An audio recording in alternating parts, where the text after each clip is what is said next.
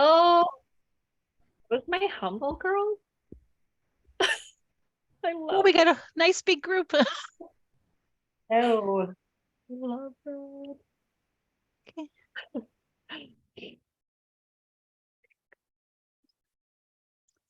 I love when people turn on their cameras and let us see. Me too. Then we don't feel like it's just the three of us. Sometimes I feel like I peer pressure people to put their cameras on. Anyway, we're right at 1:30, so we'll just keep letting people in as we go. I'd just like to welcome everybody on for International Women's Day. We're so excited to have everybody here, and hopefully everybody's got their coffee and we can sit back and relax. I'm Jenny Glessman. I'm with the Sage Hill Community Futures Office, and we're so happy to be hosting this session today with Tammy. We're going to start. Jessica's going to do a little land treaty or land analogy. I can't even talk anymore. I'll let Jessica take over. I'm just going to read a land acknowledgement. That's it. As we gather here today, we acknowledge that we are on Treaty 6 territory and the homeland of the Métis. We pay our respects to the First Nations and Métis ancestors of this place and reaffirm our relationship with one another. And I'm personally really excited to participate today with Tammy. We've been friends for about 10 years.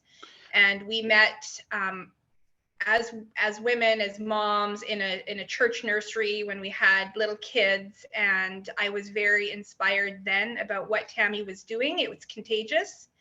And so here we are so many years later and still working together. And so I'm really pleased to have Tammy Zadunik here with us today. Thank you, Jessica. Like I said, we are excited to have Tammy here. Excited to have all these ladies joining us today. It's a wonderful way for us to spend International Women's Day together as a group. So I'm going to, everybody sit back. Hope you got your coffee. Feel free to turn your cameras on. We will ask, we do have a fairly big group today, so maybe to mute. I know Tammy has some questions and things that she's going to ask us either to put in the chat or to unmic and chat. So I'm going to turn it over to Tammy and let her lead us away today. Hello. Yes, happy International Women's Day. I feel like I was so nervous. I had so much imposter syndrome leading up to this talk that I didn't post anything about imposter syndrome today or International Women's Day. I mean, see, I'm already catching myself, but I like to be, I feel that I'm very relatable. And okay, so I just want to know, is my slide that says imposter syndrome with the girl sharing? Or is it my whole screen? It's good. I would say it's just your It's your just slide. your slide. Yeah, just your slides. Okay. So I think we're good. I think we're good on tech challenges for now. So yeah, today we're going to talk about imposter syndrome, and I have had a lot of fun researching this topic. I mean, I definitely know what it feels like in my body, and I am very familiar with imposter syndrome, but I didn't understand a lot of like where it comes from and what it looks like and kind of what the different styles of imposter syndrome are. I feel like there's a lot. I listened to an amazing TED talk about it, and I'm just going to kind of bring little bits of everything that I have been learning and also my own lived experience and share that.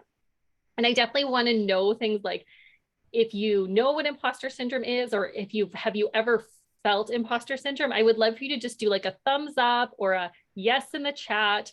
So if you're in a big group, I get it's a little bit harder to use the chat, that's fine. But if anyone can like, yeah, raise their hand or just kind of be with me, because I don't want to sit in imposter syndrome while I'm speaking about imposter syndrome. So I love a little engagement with me.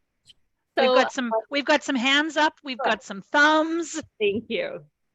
I am a very I ask for help. I need support. I ask for support. I give support. That's just the kind of way I roll. So what we're going to touch on today is this is the index. I'm just going to tell you a little bit about some of the things we'll touch on. We'll talk about give you a little background about me, definition of imposter syndrome, femininity, because we're focusing on women today. Yes, all genders experience imposter syndrome, but we're going to focus on women, and sort of behavior, a little bit on behaviors and what it looks like, and then some solutions, because I know we can't just talk about what it is. We want to talk about how we can like overcome it.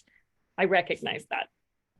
So this is me. I kept adding things onto who I am, because I feel like, especially when we're talking about something like this, when we can be, lack confidence and not feel worth, the more I can kind of be an example of saying these things out loud, maybe it can help everyone else become a little more comfortable with all of the skills and talents and strengths that they have, and sharing those a little more openly. So my longest career has been photographer. As an entrepreneur, I've been an entrepreneur for 25 years. I love public speaking. I love and hate public speaking. I love public speaking when I'm doing it. I hate it every other minute before. And then I love the high after. So I have a very complex relationship with that. Educator, I love teaching. I run a coaching program through my photography company. So it's for all businesses, but I'm just launching it. So I have 3 clients right now, and it's absolutely the most fun thing to me. I didn't realize how rewarding that would be. So I'm going to do more of that, consulting for business and coaching, founder of the Well Club, a women's community, and retreat host. So lots of things. And I'm also a mother and a wife, and those pieces as well, which are very important to me. So let's dig right into what imposter syndrome is. Does everyone know what it is? You know what it is. You have an idea what it is. I'm going to give you a lot of information today. So the persistent inability, so it is the persistent inability. So not just like a thought, but like persistently, you're unable to believe that your success is deserved or has been legitimately achieved as a result of your own effort or skill. So you have a skill set, you're smart, you have studied, you have experiences. These are what make you, these are what have given you the success that you have. It's not just luck. I do have notes here, so I'm going to refer to my notes a fair bit here too. So what does it look like? These are some examples of how it can like manifest itself in our life. So self-doubt is a big one, lacking confidence, making excuses for your success, and then often like pretending or proving. And interesting, wait, I'll get there. So some notes on myself personally on what it feels like is like, I don't feel that I actually have the success or skill set or strengths to do these things that I'm doing, like even getting public speaking engagements or having these clients in this business. I think that it's just luck. It's just luck. It's just luck. It's not me. I don't want to take any credit for it. So the idea is that then we can kind of feel like we fall into pretending, like we're not sure why we're having the success, so we're just going to pretend and like maybe hope it doesn't go away. So here's some examples for me. So I'm a photographer because I'm just lucky people hire me. I don't know, the phone just keeps ringing. I don't know why. I don't know. It's nothing that I'm doing. It's nothing to do with me. So like, and if you have an event, I can't launch this, or I can't launch this business, no one will come, no one will show up today to this talk.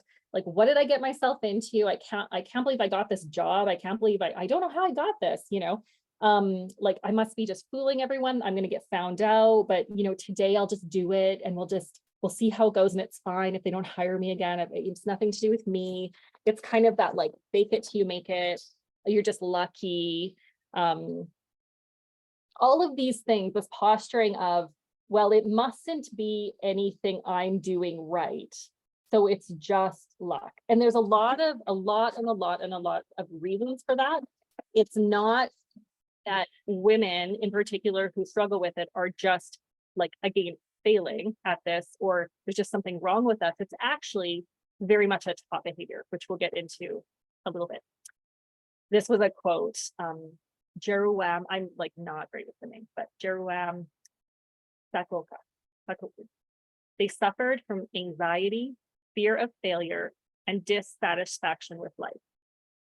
When we're so afraid of making mistakes, of being found out, of being exposed for who we truly are, when what we truly are is quite dynamic and quite unique and quite valuable and worth sharing and worth talking about, but we're afraid of what others think, and maybe we're more afraid of what others think than what we even think about ourselves.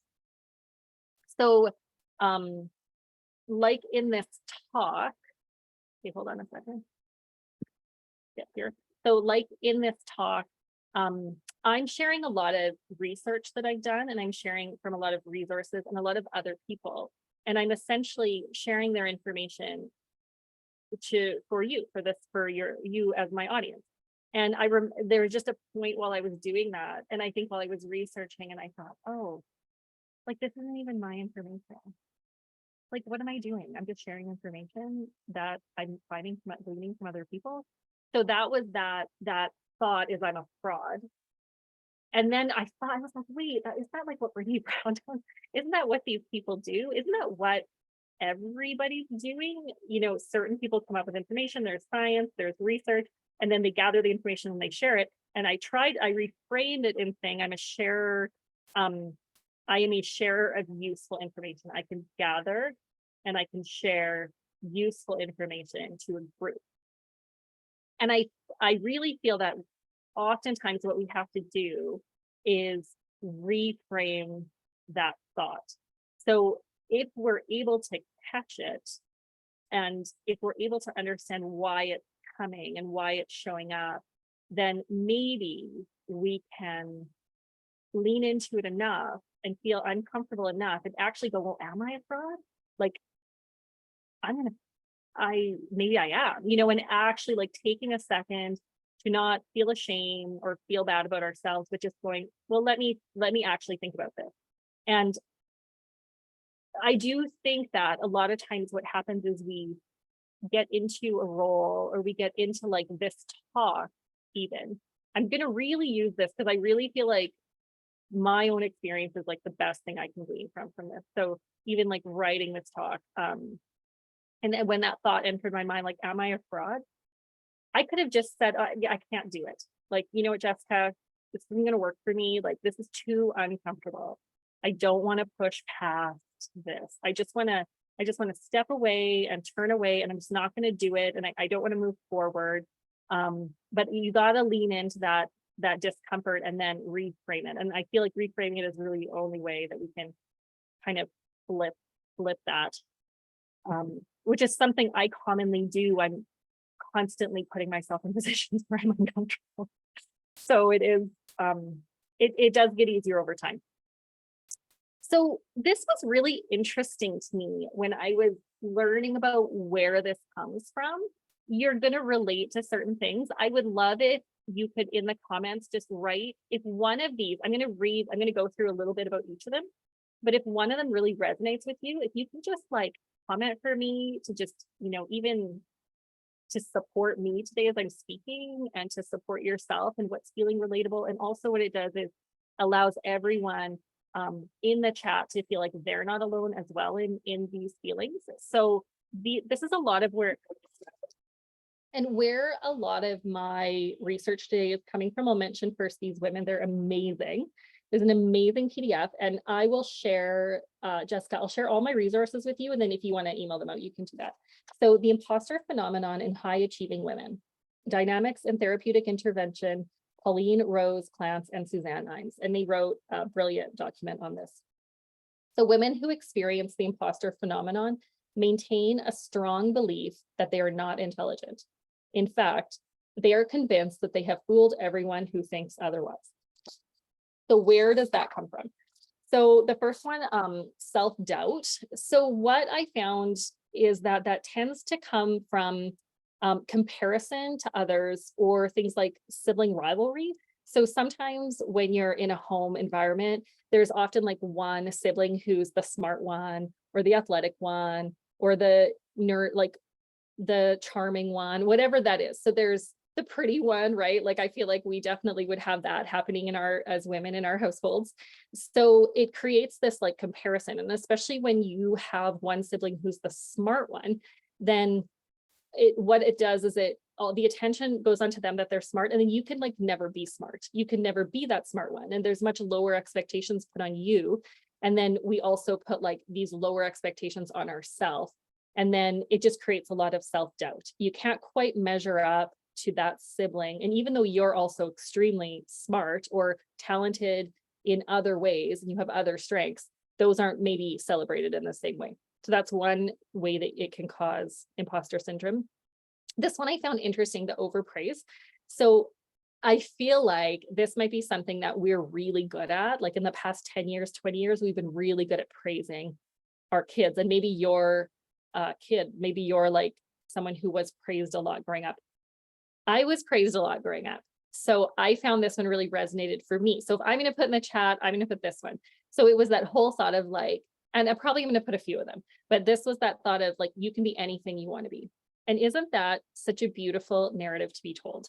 So what that can cause though is expectations that you can achieve with ease, that it's easy for you to achieve things. And when things come naturally and easy for you, then when you cannot achieve easily and you have to do hard work, it feels like you're actually dumb or you're not intelligent. Like you thought, you were always told you could do whatever you want, and then all of a sudden you can't. Well, then were they wrong? Am I wrong? Is there something wrong with me? That's that narrative to do with the overpraise piece. Working hard and hustling, that's another one that commonly causes imposter syndrome. So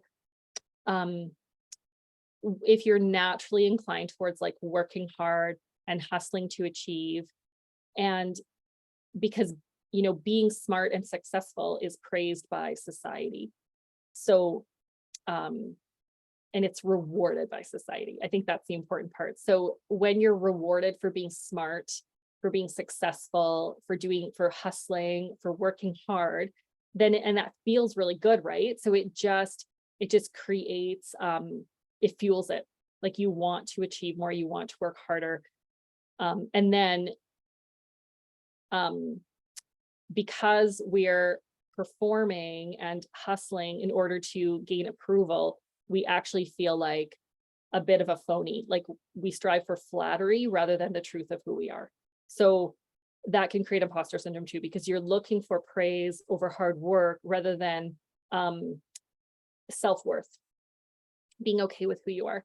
Then the other one was charm. This one I found interesting too, especially for women, is when you're using charm to gain approval, like people pleasing, attention, praise, using your femininity, your friendliness, your sexuality to gain success, which ultimately as well lowers your self-worth and does appear phony and fake. So and this is not meant to in any way criticize women. It's just that this is where a lot of this imposter syndrome comes from, are the ways we were raised and the way society has developed us and what we've been told and how we've been praised. We're praised for a lot of these things, and that then we're trying to get the praise rather than trying to be really comfortable and secure in who we are and like leaning more into that. So women who exhibit traits of imposter syndrome do not necessarily fall into one category, and they do report anxiety, lack of confidence, depression, frustration relating to their own inability to meet their self-imposed standards. I thought that was really interesting because we have created self-imposed standards on ourselves, and those are the ones that we're trying to meet. And not necessarily is anyone else putting those standards on us except for ourselves. We fail to meet them and then we feel like a fraud. So one thing that I was really interested in, and I looked it up a little bit more, is social media having like an increased cause of imposter syndrome? And while it did say that it was increasing it, there wasn't like any research or data to back that up, but I still thought it's worth mentioning that I feel that it would, in the sense that it creates a lot more comparison. So if I'm comparing myself, like that's almost with a sibling, you're comparing yourself to someone else and you can never quite live up to that standard, then is what you're doing valuable? I do feel, yeah, that social media leads to unachievable standards and comparison, which would in turn increase our self-imposed high standards and expectations. And now not only are those feelings of comparison happening, like at work, at home, at school, especially for our kids, but also now online. So there's not really any escape from it. So women look to prove who they already think they are. I found this interesting too. So we're looking for all the proof that we can find to support what we already believe about ourselves. So if I believe that I'm only successful because of how I look, or I'm only successful because I'm book smart, or my parents said I could do whatever I want and yet I can't. So then once we start to doubt, or we start to believe something negative or positive, we'll look for proof to support that and then tend to internalize it. So while men tend to think failure is external, women tend to believe it's their fault. So while we already have lower expectations due to culture, media, TV, our family of origin, any risks or fear of failure seem to validate that. So I really love this quote about men versus, I think it's interesting to like see the gender comparison based on how we were raised. So women tend to attribute their successes to temporary causes such as luck or effort. In contrast, men who are much more likely to attribute their success to the internal stable factor of ability. That's so fascinating. Like we're like, oh, if I did good, that went well, it must have been all these external factors that caused it to go well. Whereas men are like, oh, I did well, oh, it must be that I'm really smart and I have ability. So I'm really like leaning into this thought of how can we internalize as women our own skill set? How can we internalize our own strengths? We need to internalize them. Like we are so external. Even when you think about every single reason on here as to why women suffer with imposter syndrome, they're all external. They're all because of how other people perceive us, what they say to us, what they think about us. How can we create internal strength so that this is not as much of an issue? Sadly, I'm not going to solve all the world's problems in one talk, but I'm going to try. So Pauline and Suzanne are quoted as saying, repeated success experiences over a period of time should begin to change one's expectations. Repeated success experiences over a period of time should begin to change one's expectations. So I wonder if repeating, even repeating, and I'm going to get to this later, but repeating things like, good job to each other. You're really smart. That was really great. I love that paper you wrote. Could you write more about that? I think that you're really good at this. And then repeating those things back to ourselves and believing them, trying to make them a bit more internal through repetition. I think that it is key. So this is something I wrote. This is something while I was writing, I was just thinking about it. I was like, when we fail, we think, see, I told you so, I was right. And I think that that can create a fear of risk and a fear of taking chances. Because of what we believe, if then we fail, we've just proved it. Like we're looking for that external proving of what we already deem true. So if we can believe that actually we're talented and we have ability, then when we fail, oh, I guess the circumstances outside of us just weren't right for that. I guess the audience just wasn't there. It wasn't me, right? Like that even when I say that right now, I'm like, ooh, that feels like wrong from my upbringing. That doesn't feel quite right. Here's a few more interesting women's quotes. This is from 1949, Margaret Mead. She noted that successful or independent women is viewed as a hostile and destructive force within society. According to Mead, a woman's femininity is called into question by her success. And I would say that that's still true in a lot of circles I've been in.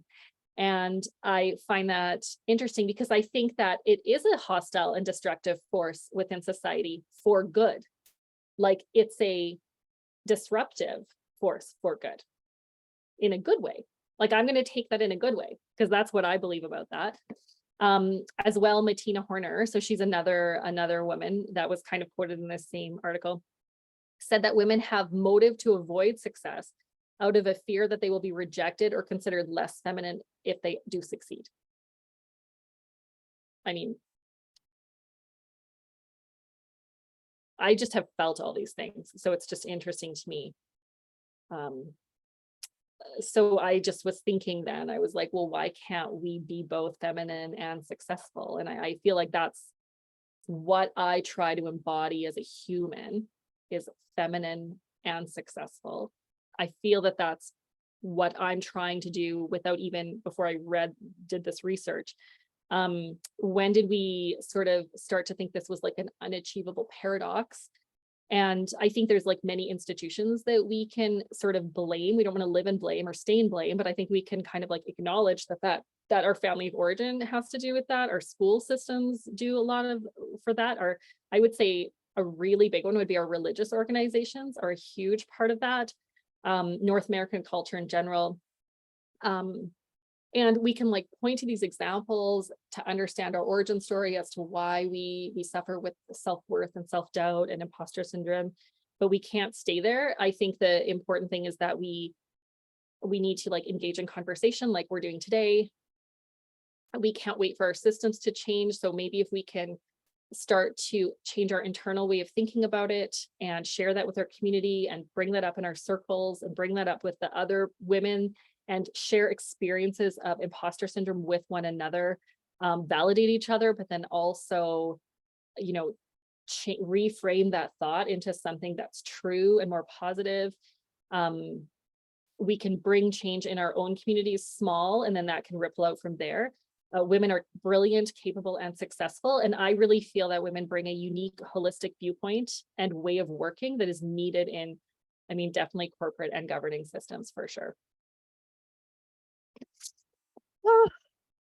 Dr. Valerie Young is another woman that I just found was like brilliant. She has a TED Talk, and I have a lot of stuff I want to share from her too. So one of her quotes was, "Everyone loses when bright people play small."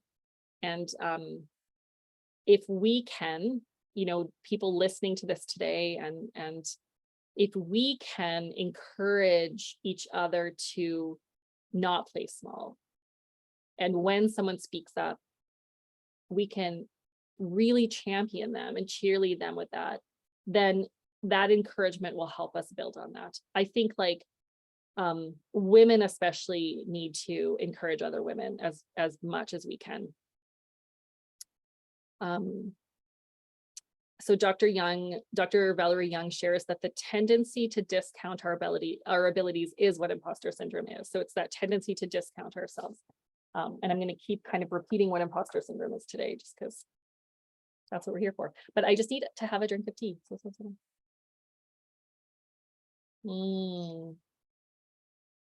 think I'm getting a touch of a cold. Okay, and I'm serious now. I'm going to read you these, and I really want you to write in the chat what you feel like you resonate with. I'm going to hold you accountable to this at the end of these 5 styles. And if there's more than one, please put them in, because I feel like I'm all but one. You're going to hear a bit of repetition, because this does kind of fall in line with like how we sort of where that imposter syndrome comes from, and then it kind of like repeats a little bit in here. So these I rewrote these in my own words, but these are from Dr. Valerie Young in a Glamour article that came out years ago with the 5 styles of imposter syndrome. So basically, these are kind of how it shows up. So the perfectionist. I can put in the chat right now, Artie, I know I'm this. I'm already definitely number 1. Perfectionists set high expectations for themselves. And this is the best. Even if they meet 99%, they will focus on that 1% failure. That will be what they didn't do. They didn't quite do that right. And when they make mistakes, they don't question the external, they question their core competence. They question who they are, what they're good at, what they can do. It is a personal mistake. It's personal. And I think that is language. That is not language my husband uses. I can tell you that. That is very much language and a belief system I have in my head. So is anyone out there a perfectionist? Put it in the chat. Number 2, the natural genius. I love this one, the natural genius. I'm going to share a little story after. So the natural genius finds schoolwork and doing well easy. They tend to be at the top of their class without a lot of hard work. But as they get older, they encounter like tougher circumstances, new environments, and achievement doesn't come so easy, therefore resulting them to have to work harder to be successful, which to them is a failure. It feels like a failure. They're not good enough. Definitely, I fall into the tendency of that as well. School came easy for me, and as soon as things got hard, I want to quit. I don't like that feeling of struggle and discomfort. And you know where this came up was in parenting for me. When you're good at a lot of things, and then all of a sudden you have a kid, I was not good at that. I was not good at raising a human, I felt. Again, probably just being really hard on myself, but that really came into play for me there. So thanks for putting stuff in the chat. I think at the end, Jenny, we should kind of see like what got the most. Okay, I'll start a little checklist here. I love it. I love putting you to work. I'm going to blow my nose. And also you can have more than one, because I'm the first two. I just like to say I'm a natural genius. No, I'm serious. We have to say things like that about ourselves. The rugged individualist does not like to ask for help. They must achieve success on their own or it doesn't count. They struggle to reach out when they need help. They feel lacking if they can't do it all by themselves. They think their own skill set is lacking if they have to ask for help. And the fact that maybe it is, and there's nothing actually wrong with that. It's okay if our skill set's lacking, like we can ask for help. Other people have different skills. So however, asking for help is never a weakness. It means we have self-awareness and we understand our strengths and how to use them, as well as operate in a team environment. It's far more efficient to ask for help than to struggle by ourselves. So who here struggles by themselves? I mean, we all struggle by ourselves, but who feels like that? The rugged individualist is a bit more than. The expert.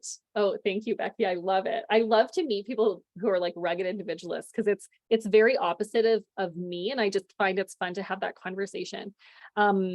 The experts like to have all their bases covered. This one too. I love this one. Research. Check all the boxes. They want to be completely ready before tackling anything new. These people will paralyze themselves and not do the thing until they have everything figured out. They want to have things like with the expert, it's like letters by your name, like how many courses can I take? How many degrees can I get? Like, then I'll feel ready, then I'll be ready. And they love to learn and take lots of extra training, and they tend to hold themselves back from taking risks unless they're totally prepared. So I'm thinking we're talking to a lot of entrepreneurs here. So I don't know that entrepreneurs tend to be that as much, because you've got to be a bit crazy to like open up a business in the first place. And it's hard to be that expert and also take that risk. But I think they do exist within the entrepreneurship community. And I did see a few chats come up. So I think a few people are resonating with that. Lastly, the superhero. The superhero pushes themselves to work harder than everyone around them. Their expectations for themselves are super high, way more than their expectations of others. They can feel overwhelmed to succeed in every area of their life. And their feelings of imposter syndrome will be triggered when one of these areas are not as strong as another. Working harder than others to prove their worth, I think that's key. To prove their worth, to cover up feelings of being an imposter can quickly lead to burnout and hurt their mental health. Like, I feel like I'm three of them. I'm the perfectionist, the natural genius, and the superhero. And even saying those words out loud actually makes me feel like I'm bragging, which would be a syndrome of like imposter syndrome. I find that interesting. Jenny, when you're ready, you just interrupt me and tell me the tally. Wow, we got lots of chats. This is wonderful. Thank you.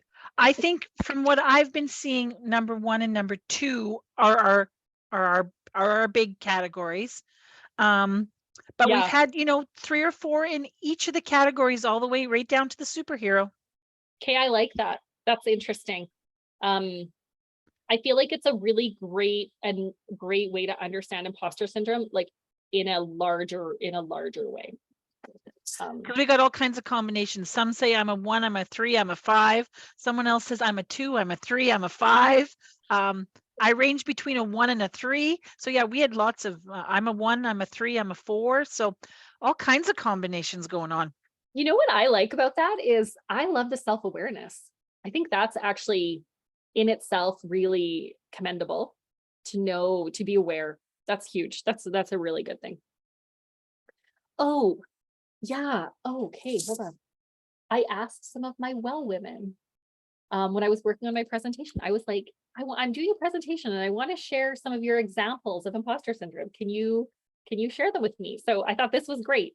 One stat is 75%, and this is particularly executive women, identified having experienced imposter syndrome at various points during their careers, and 85% believe it is commonly experienced by women across corporate America. So it's definitely very prevalent in corporate, which I know we're not like as all corporate here, but, and that was from Forbes magazine in 2020. So that one's quite recent.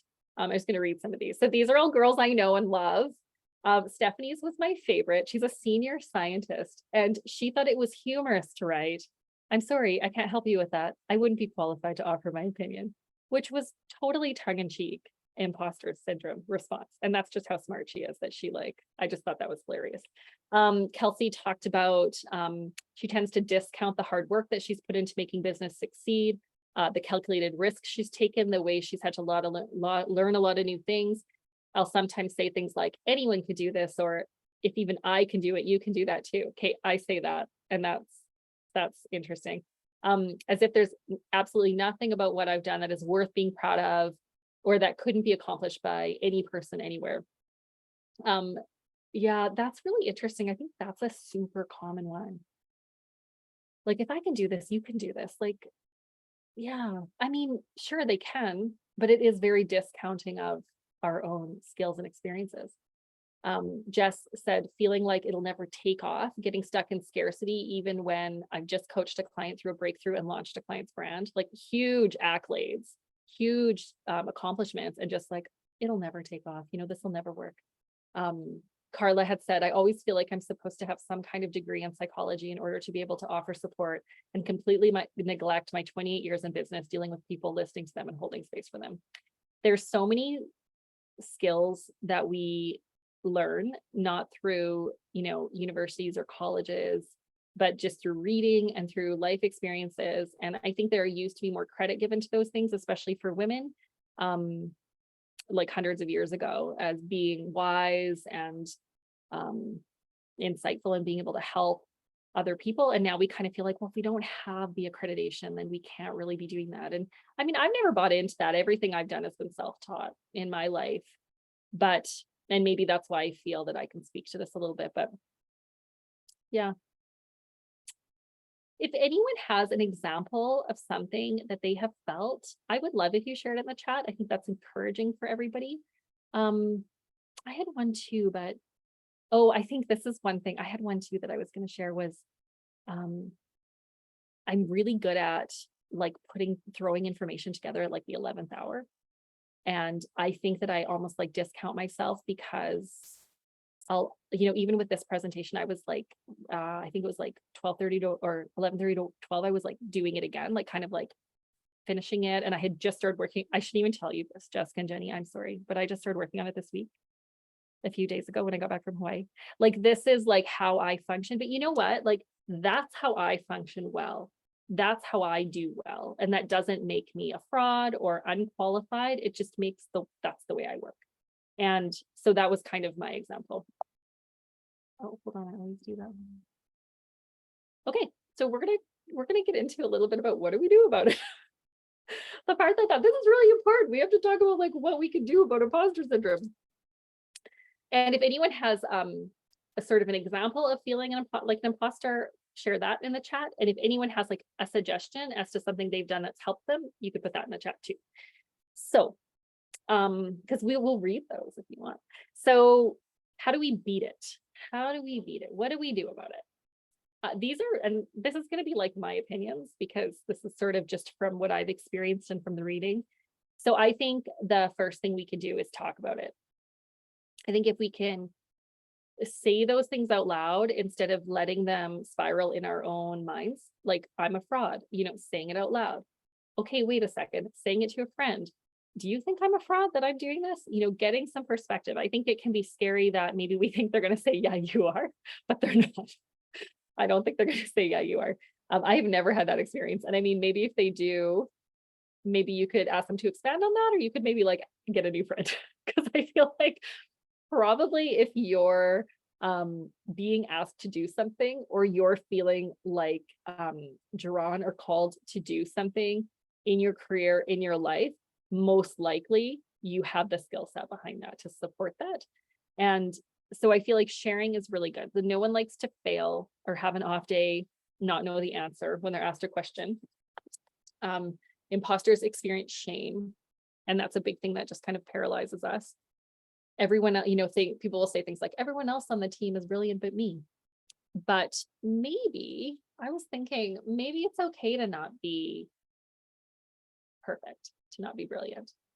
Maybe that thought is what puts a lot of pressure on us to be perfect.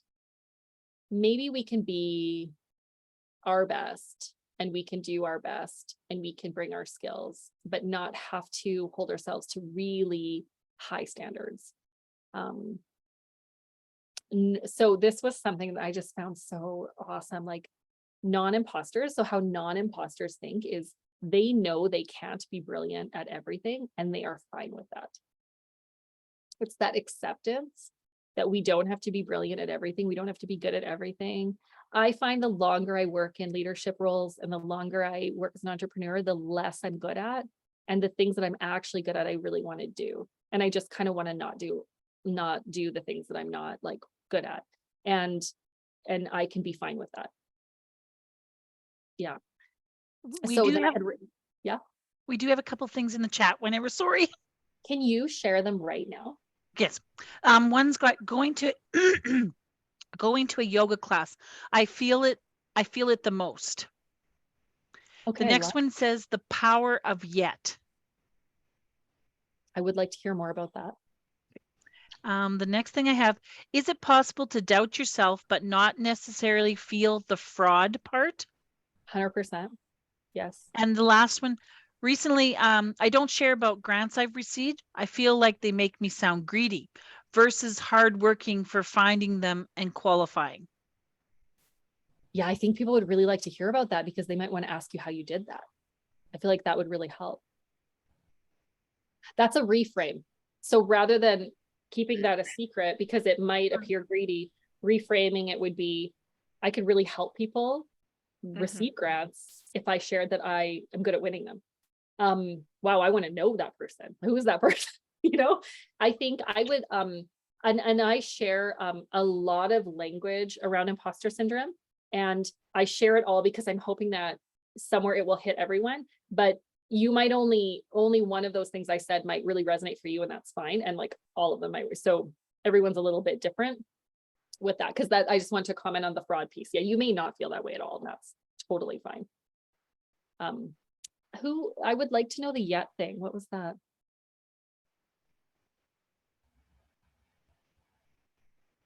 Oh, it says, I recently saw a video about the power of yet. Like instead of thinking you failed at something, adding yet to the end of the. Yeah, sorry, I love that. I love that. At the end of the sentence.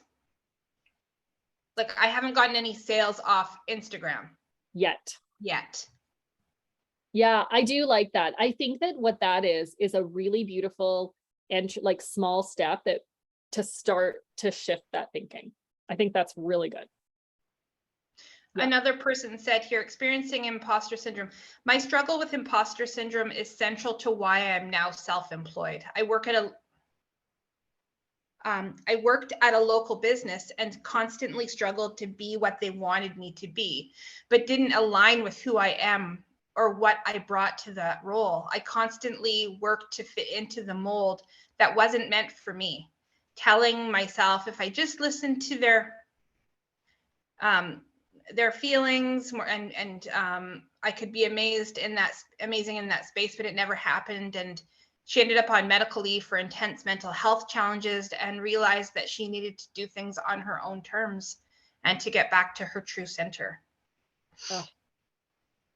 Amen. That's so Another good. one is I highly recommend Reframe Your Story by Tammy Hierman.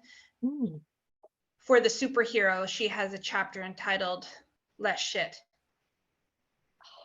Reframe your story.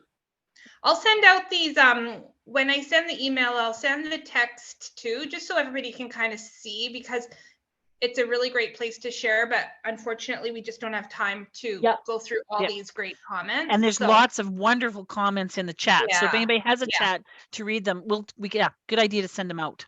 Yeah, I'll just send it. So feel free to write in there whatever you want to share, and then it will be shared. Thank you for sharing openly. That's wonderful. It's so helpful for everyone to receive clarity through what other people are saying and through sharing their own experiences. That's brilliant. Yeah, and I just have a little bit left, so it's perfect. So one big thing was you do need to do that work. If you want to stop feeling like an imposter, you need to be willing to share what you're feeling with yourself, journal it, so that you can get to the core reason of kind of what your story is. Is it your upbringing? Is it, a situation with something external, like a system, a school or church? Was it something you were told repeatedly as a child or as a teen or in your 20s, or something by maybe somewhere you worked? I think finding that origin story, and then you're able to like reframe that thought, because there's probably a few, not a lot, but like a few core thoughts that are creating the larger abundance of imposter syndrome. I find, like, I did some work with Dr. Carolyn Leaf on reconceptualizing and neural pathways in your brain.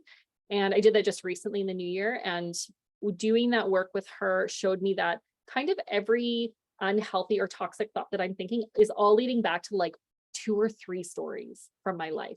And I found that really fascinating too. So you don't have to be scared that you're going to all of a sudden like have way too many. Usually it's kind of all originating from those same repeated stories, even if it's manifesting itself in different ways. So reframing is really important, to talk yourself down a bit faster when you're spiraling. And this was one thing I found really, really lovely that I was reading, was instead of having an imposter life, have an imposter moment. So this is a moment where I'm feeling like an imposter. I'm going to name this thought, I'm going to reframe it, and then I'm going to move on. I'm not going to stay there. And then just choosing, one thing I found too was really helpful was just saying, you know what, like, this is a thought I'm having now, and I'm going to deal with it tomorrow at this time. But for now, I'm going to put it on my shelf, behind this window, in this box, and I will deal with, I see you, I hear you, I acknowledge you, you're there, but I just don't really have the time to pay attention to you right now. And then you feel like you're not ignoring something or like shoving something away unhealthily. You're just saying, I'm going to deal with you tomorrow. And then you set the time, and then generally that thought does lose a lot of power in that time. I also think leaders need to take a role of normalizing it. So leaders in terms of women who are in higher power positions, because a lot of times what we see is women who are really successful, and we think, well, they mustn't have that. They must not know. They must have not had these same thoughts I have, because if they did, they wouldn't be there. Or if I just didn't have these thoughts, I could be in that position. So I think like normalizing the fact that we all struggle with this. If it's like 75-85% of people, we're all kind of dealing with some of these thoughts in one form or another. So kind of creating an environment of like acceptance for these rather than isolation and having people feel like they need to isolate themselves. So if you are one of those people that feel like you have a bit of an audience, or you're in a bit more of a leadership role, if you can share that with your community or your circle. Like I even look at the lovely community in Humboldt, and I know there's women of different like experience levels there, and the ones who feel that they've been through this and they can share, like it just opens so many doors to change this. So one other thing that I had thought is really fantastic to do, and I've touched on it, but is internalizing our success. So how can we internalize our success? I thought, well, I can, and this is something I do in my consulting, is I ask them to write all their skills, like list every accreditation you've ever gotten, list every skill, every talent, everything you're good at. And you could ask people, if you're having a hard time, you can ask your friends, your partner, those people your clients, and get them to give you that feedback, positive feedback, and then just like read it over every day. Just read over the list every day until you start to internalize it. You start to believe that, well, maybe maybe that is true. Maybe I am good at that. And just keep believing it, and reframe those thoughts every time. Well, no, I'm not. Just reframe it, and then do that every day until you start to believe it. And I think that that's another way of those people talk about, I don't do them, but the, you know what I'm talking about, when you daily affirmations. Like to me, it's sort of like that. What I like about this is it's actual skills and talents and strengths you have. Like they are what you have. People have told you, so you can really have confidence in that. Okay, I have another thing on. Oh yeah. This was one I thought that I'm going to repeat it a few times. I'm going to read it over a few times. And if you want to read it, if you want to turn your mic on and read it with me, you would pretty much make my day. You maybe would make my week. You might even make my month.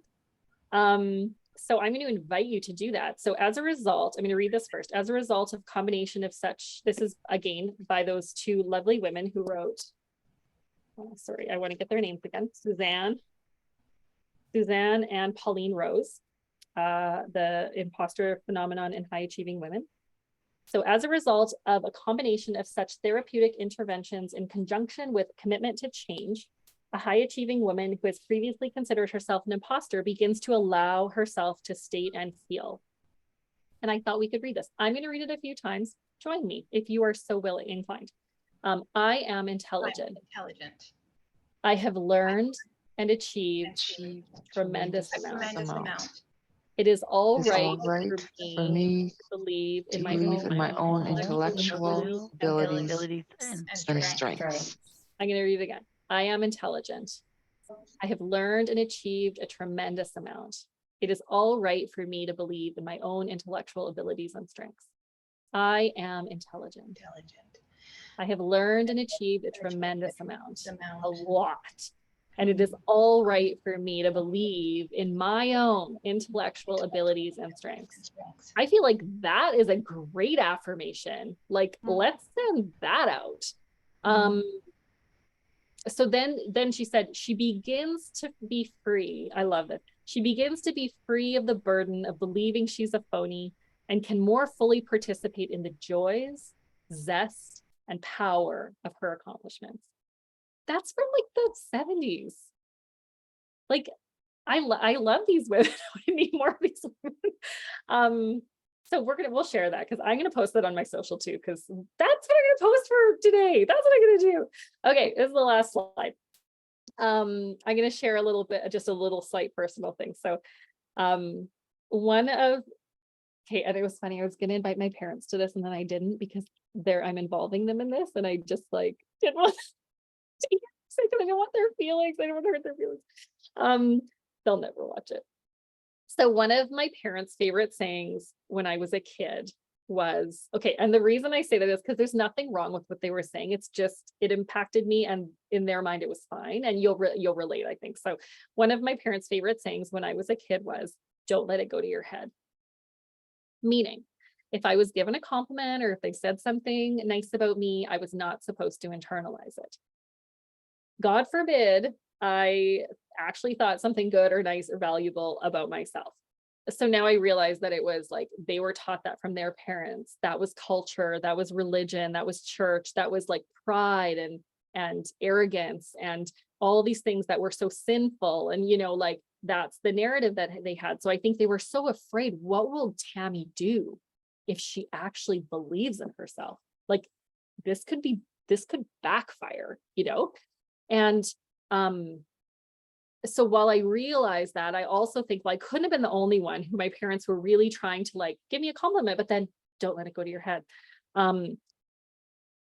So I feel like it would be a disservice or silly for women to think that this is just the way we think. Like we just think that there's no reason, we don't know why, but this is stuff that's been taught to us and conditioned to us for decades, for hundreds of years, really. It's not our fault that we have these instincts to doubt ourselves.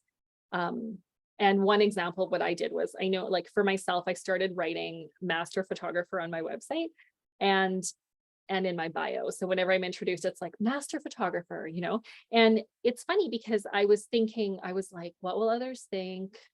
Am I bragging? Will they think I think I'm better than them? And I was like, okay, well, let's just think about this for a minute. So I have over 20 years of experience as a photographer. I have 25 years now. When I wrote that, it was 20. It was literally like just over 20 when I wrote that. I thought it takes 20 years to make a master. I know because I read that. So that's true. So I can put that because I'm justified, because that's a fact. So I was able to say something that I didn't necessarily feel or believe, but I knew that a master took 20 years, and therefore I could apply that to me. So I could write it on my website, so I could read it, and then I could start believing it. So I felt that I really needed like a justification. And I don't think we should have to, but I just want to be realistic that sometimes we need to. And I also, the second thing that I did was I understood that being a master didn't equate perfect. So I wasn't perfect. I wasn't a perfect photographer. I was a master photographer. I had all this experience. It's like an extension of myself. And just by like writing that, and still every time I open my website, it's like master photographer. I'm like, yeah, yes. And I'm trying, you know. I think we just can try. And I realized that I didn't need to be perfect in order to be worthy of that title, or you could put anything, like I didn't need to be perfect in order to be worthy of success or a business, or you know, like there's that paradox, right? It's not about perfection. It's that acceptance. So, okay, I'm getting off track. So I felt that I could justify it. I could write it. I could say it out loud, and then I could start to believe it. And now I do feel confident in it. It's not hard for me to say that anymore. I had to change my thought, reframe it. I needed to do that in order to uplift my confidence through repetition. And I really feel like I've found ways to do this. And I know that you can as well find ways to do this in things that you find that you're doubting yourself in.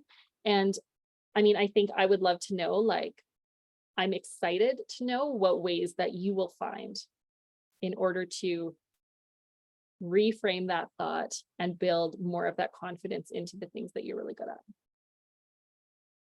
And that's all. 226, girls. Nailed it. Thank you so much, Tammy. There's been some really, really interesting stuff in the chat. I think if everybody's, you know, we do have a couple of minutes. One was 5 seconds of brave helps. Choose to be brave for 5 seconds and move forward in whatever you need to help us take the first brave step forward. And then another one that got quite a few comments in here, someone said, once in counseling, I was told to write down 100 things that I love about myself. And that was very powerful. 100! That's amazing. It was. I did it. And I mean, it was crazy. Okay. I should have kept the list. That was a long time ago. But I mean, if you were to do it again, and it can be anything, but just to list all the things that you love. It is life-changing. Wow. It's life-changing. Yeah, it makes you feel very good. So I don't know, do we have a couple minutes? If anybody has a question or comments, we have a few minutes to open up, and if anybody wants to comment or say anything. And if not, that's fine too. We had lots. Hands up. I see Becky with a hand up. I'm just wondering, especially with, you know, dealing with family trauma, dealing with that messaging you got as a kid, in your research, have you ever had, you know, younger children are more susceptible to it versus older children or middle children? Like, is there more imposter syndrome dependent on your birth order kind of thing? I cannot answer that exactly, although I would assume that it would be more about your parents' values and what they value as worth than, but I'm sure that birth order plays into it. But I think I would almost incline myself towards being interested in what did my parents value and what did that mean about me? I have 3 kids and I should really research this birth order thing a bit more. Next time. Next time, yeah. Well, yeah, like I grew up hearing, when are you going to find a real job? Because my dad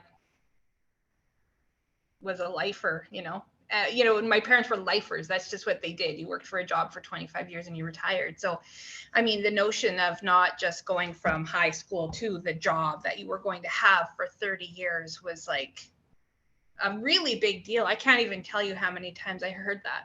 When are you going to find a real job? Even now, I'm not even kidding. I'm 46 years old. I still hear that. And that's about them, it's nothing to do with you. And it's just interesting when parents project their own values and desires onto their children. I'm trying really hard not to do that, but it's hard. It's really hard to not do that as a parent. Yeah. I just want to let everybody know that there is a survey when we close out a Zoom. So feel free to fill it out as complete as you have time for. We love the surveys because then we know what to be doing better and offer in the future.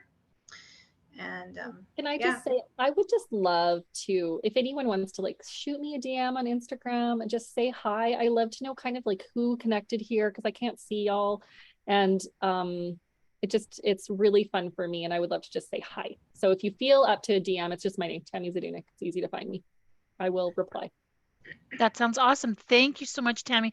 Thank you, ladies, for joining us today. And again, happy International Women's Day. I think things like this make us all so much more powerful and good at what we do. And on behalf of Sage Hill, we just like to say thank you. We're also here to help anybody that, with your business or we'd love to hear from you. So have a wonderful International Women's Day. And we hope to see everybody again. Bye, everybody.